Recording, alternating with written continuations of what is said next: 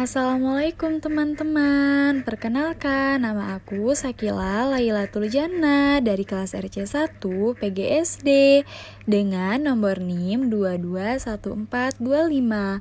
Di sini aku akan sedikit menjelaskan dan menyampaikan materi tentang pemilihan, penggunaan, dan perawatan media pembelajaran sederhana. Pemilihan media pembelajaran atau media selection, kegiatan pemilihan media pembelajaran ini merupakan bagian terpisah dari keseluruhan proses penggunaan media pembelajaran. Jika kita ketahui dalam pemilihan media pembelajaran ini, maka akan berpengaruh terhadap keberhasilan seorang guru. Dalam melaksanakan proses pembelajaran, memilih media harus selalu dikaitkan dengan kompetensi atau tujuan yang akan disampaikan, strategi pembelajaran yang akan digunakan, dan sistem evaluasinya. Media pembelajaran sangat banyak ragamnya, dan setiap media memiliki kelebihan dan kelemahannya. Tidak ada media pembelajaran yang paling baik yang dapat digunakan untuk segala situasi. 1. Tujuan pemilihan media pembelajaran. Memilih media pembelajaran yang akan guru gunakan harus berdasarkan maksud dan tujuan pemilihan yang jelas. 2. Karakteristik media pembelajaran. Setiap media pembelajaran memiliki karakteristik tertentu, baik dilihat dari segi kendalanya, cara pembuatannya, maupun cara penggunaannya, pemahamannya terhadap karakteristik berbagai media pembelajaran merupakan kemampuan dasar yang perlu dimiliki dalam kaitannya dengan pemilihan media pembelajaran ini. Selain itu, kemampuan ini memberikan kemungkinan kepada guru untuk menggunakan berbagai jenis media pembelajaran secara variatif. 3. Alternatif media pembelajaran. Memilih media pada dasarnya merupakan proses mengalami atau menentukan keputusan dari berbagai pemilihan alternatif yang ada supaya media pembelajaran yang dipilih itu tepat. A. Media pembelajaran. B. Sasaran pelajar.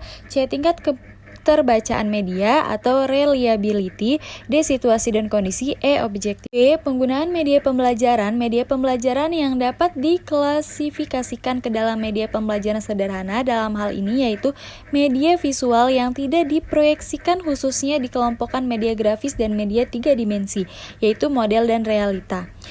1. Penggunaan media grafis. A. Cara penggunaan grafik. Penggunaan grafik ini adalah untuk menunjukkan suatu perbandingan dengan cepat namun sederhana. Apabila suatu grafik yang kita lihat atau yang kita gunakan terlalu rumit dan sulit dibaca, maka akan kehilangan manfaat yang berharga dari penggunaan grafik. Yang B. Cara menggunakan bagan dan diagram. Agar bagan atau diagram yang akan kita buat dapat dipergunakan secara efektif, ada beberapa saran yang perlu kita perhatikan, yaitu yang pertama, buatlah perencanaan terlebih dahulu berupa sketsa atau garis besar tentang isi bahan ajar yang akan dituangkan ke dalam. Yang kedua, usahakan pembuatan bagan yang sederhana tetapi tepat pada sasarannya. Bagan atau diagram yang baik itu hanya menyajikan satu gagasan utama. Bila mana bagan atau diagram itu rumit atau menyulitkan siswa, maka keaktifannya akan hilang. Bagan atau diagram ini harus dipahami sekali. Ketiga, untuk kelas yang cukup besar, buatlah bagan atau diagram yang cukup besar pula supaya dapat dilihat dan terbaca oleh semua.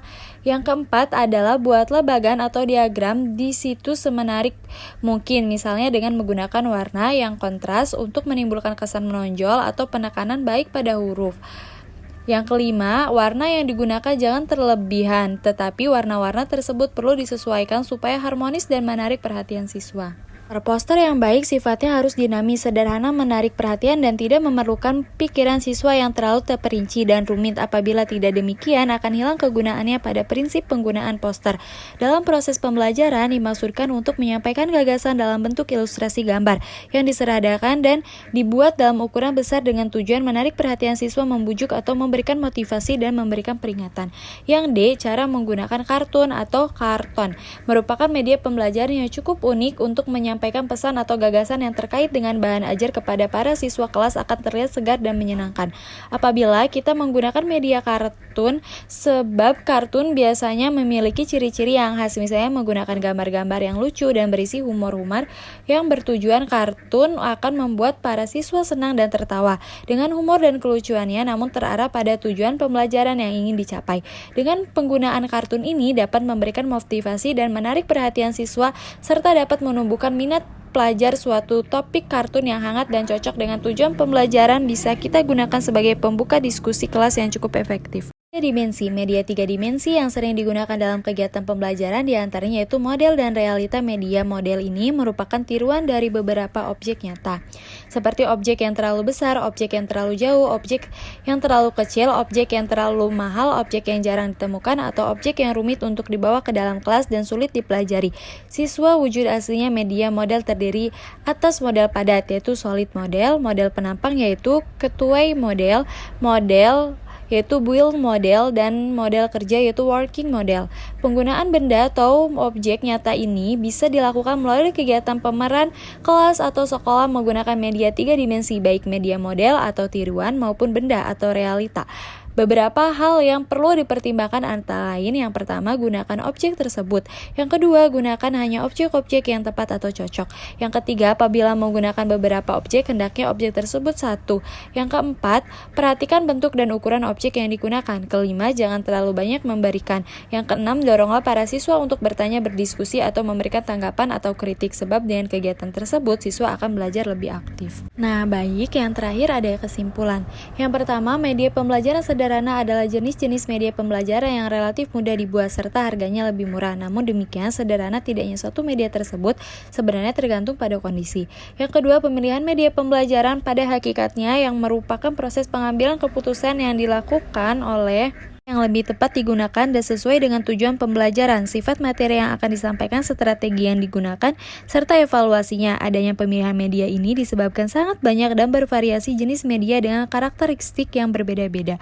3. Penggunaan media pembelajaran sederhana perlu memperhatikan tujuan yang ingin dicapai, sifat dari bahan ajar, karakteristik sasaran belajar siswa, dan kondisi ke tempat atau ruangan yang menjadi pertimbangan antara lain kesederhanaan, menarik perhatian, dan adanya penonjolan atau penekanan, misalnya dengan warna direncanakan dengan baik serta memungkinkan siswa lebih aktif belajar.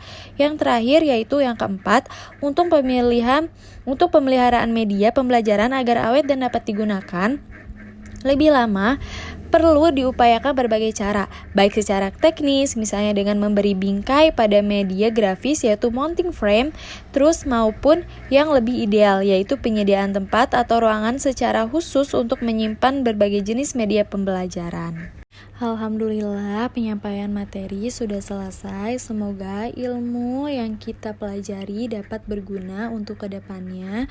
Dan saya tutup dengan wassalamualaikum warahmatullahi wabarakatuh.